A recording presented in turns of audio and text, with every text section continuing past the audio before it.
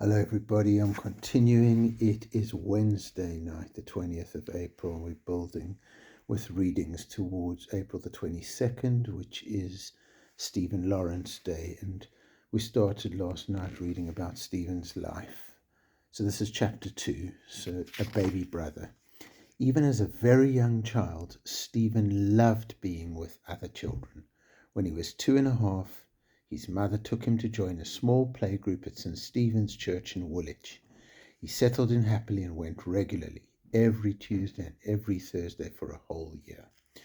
One day in April 1977, on the way home from playgroup, Stephen's father said to him, "You have a baby brother. Mum's bringing him home from the hospital tomorrow." "What's his name?" asked Stephen. "Well, call him Stuart," replied his father. Stephen was excited about his new playmate. When his mum brought Stuart home from the hospital, Stephen gazed at the very small bundle. "He's very little. He can't play," said Stephen. "He'll grow," laughed his father. "You wait and see." Stephen stayed close to his mother and watched while she fed the baby. At bath time, Stephen watched him being gently lowered into the small bathtub. "He's like me. He's a boy baby," Stephen announced, and he quickly ran to his bedroom to sort out his precious toy cars and jigsaws to share with baby Stuart.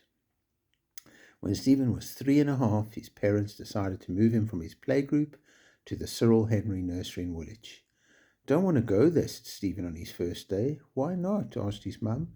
"Don't want to," he repeated. He stood outside the door and he wouldn't move.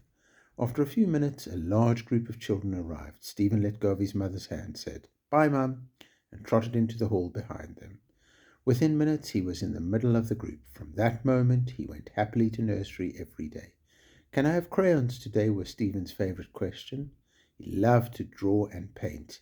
If a helper asked him to try something else, he would run over to the sandpit and spend a short time making sand castles and lumpy buildings. After a few minutes, however, he would race right back to his drawings.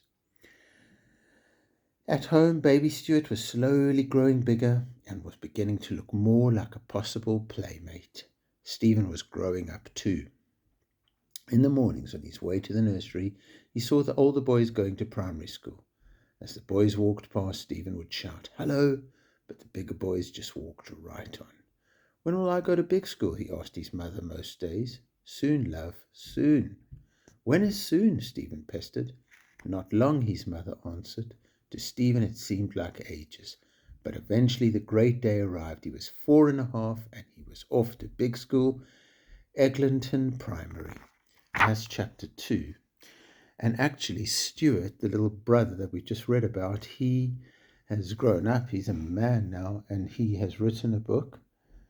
And I bought a copy of that book for our Grange library. It's actually, I think, in Park's class at the moment.